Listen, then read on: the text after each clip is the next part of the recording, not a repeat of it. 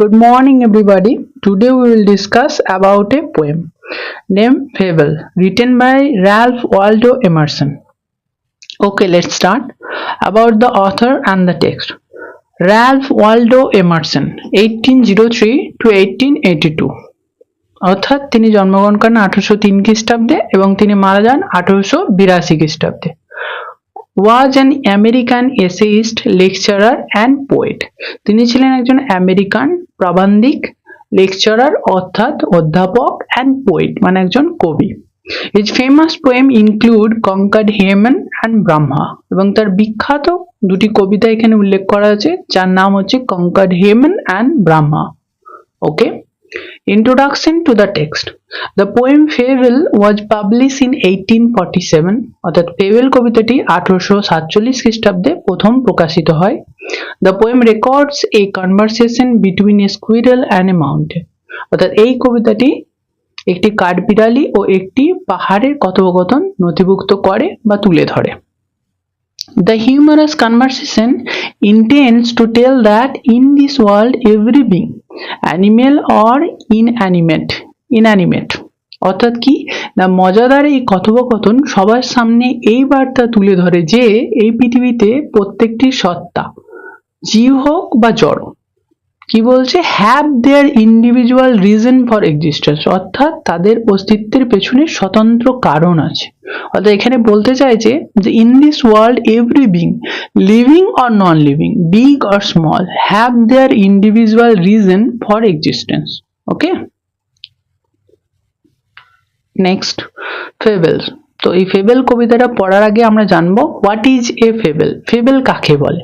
ঠিক আছে, A fable is a short narrative in verse, generally with animals as characters, consisting a moral. অর্থাৎ fable হলো একটি ছোট পদ্য বা গল্প, বেশিরভাগ ক্ষেত্রে যার চরিত্রগুলি হলো জীবজন্তুরা ও এতে একটা নীতি শিক্ষা থাকে, অর্থাৎ এতে একটা লাস্টে মোরাল পাবে।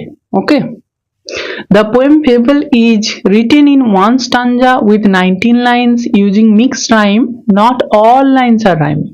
অর্থাৎ এই কবিতাটি লেখা হয়েছে একটি স্টানজায় 19 লাইনে একটি কবিতা যেটা হচ্ছে মিক্সড রাইম ইউজ করা হয়েছে, নির্দিষ্ট কোনো রাইমিং প্যাটার্ন নেই।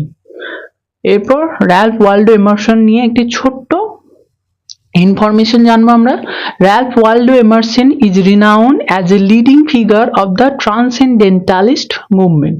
অর্থাৎ কি র্যালফ ওয়াল্ডো এমারসন ফেমাস ছিলেন বা সুপরিচিত ছিলেন তার এই ফিগারের জন্য, কি জন্য না অস্তিত্ববাদী মুভমেন্টের তিনি একজন লিডিং ফিগার ছিলেন। ট্রান্সেন্ডেন্টালিস্ট কথার অর্থ হলো অস্তিত্ববাদী। ওকে, চলো এরপর শুরু করা যাক পোয়েমটা। The mountain and squirrel had a quarrel অর্থাৎ মাউন্টেন একটি পাহাড় আর কাঠবিড়ালির মধ্যে ছিল ঝগড়া।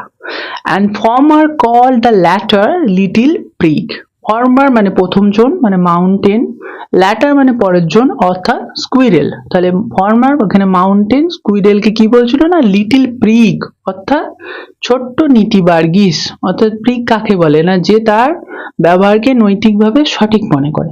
ঠিক আছে, এখানে প্রথম হচ্ছে মাউন্টেন, প্রিগ কাকে বলছে না হচ্ছে এখানে স্কুইরেলকে বলছে। তারপর বলছে দেখো বার্ন রিপ্লাইড, তাহলে বার্ন ইজ ইকুয়াল টু কি না স্কুইরেল, তাহলে বার্ন মানে হচ্ছে এখানে স্কুইরেল অর্থাৎ কাঠবিড়ালি। তাহলে কাঠবিড়ালি সেই কথা শুনে কি উত্তর দিচ্ছে, you are doubtless very big, বলছে নিঃসন্দেহে তুমি ভীষণ বড়, but all sorts of things and weather must be taken in together to make up a year and a sphere. অর্থাৎ কি কিন্তু সব রকমের জিনিস আর আবহাওয়াকে ধরতে হবে অবশ্যই একসঙ্গে, কি করতে না পূর্ণ করতে একটা বছর আর একটা ভূগোলক। অর্থাৎ বলছে কি না একটা বছর এবং একটা ভূগোলক, এখানে ভূগোলক বলতে স্পেয়ার মানে এই পৃথিবীকে ইন্ডিকেট করছে। তাহলে একটি বছর এবং একটি এই যে পৃথিবী তাকে কমপ্লিট করতে গেলে কি না অল সর্টস অফ থিংস কে একসঙ্গে কালেকটিভ ওয়েতে ধরতে হবে। মানে যেমন একটি বছর কমপ্লিট হতে গেলে অনেকগুলি দিন আসে তার মধ্যে, অনেকগুলি মাস আসে তার মধ্যে এবং অনেক ধরনের আবহাওয়া আসে, সব মিলে কি তৈরি হয় না একটা বছর তৈরি হয়। আর স্পিয়ার মানে এই পৃথিবীও তৈরি হতে গেলে সব জিনিসের প্রয়োজন আছে, এটাই বোঝাতে চাইছে। ওকে, এরপর দেখো নেক্সট বলছে and I think it no disgrace to occupy my place. তাহলে কি বলছে, আর আমি মনে করি অসম্মান নয় কোনো নিজের জায়গা নেওয়া, অর্থাৎ নিজের জায়গা অকুপাই করা বা দখল নেওয়া কোনো লজ্জার বিষয় না।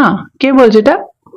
না কাঠবিড়ালি বলছে মাউন্টেনকে যে নিজের জায়গা তো দখল করা কোনো অসম্মানের ব্যাপার না। If I am not so large as you, বলছে যদিও আমি তোমার মতো অত বড় নয়, you are not so small as I, তুমিও আমার মতো এত ছোট নও, and not half so spry, SPRY, দেখো স্প্রাই মানে হচ্ছে full of life and energy.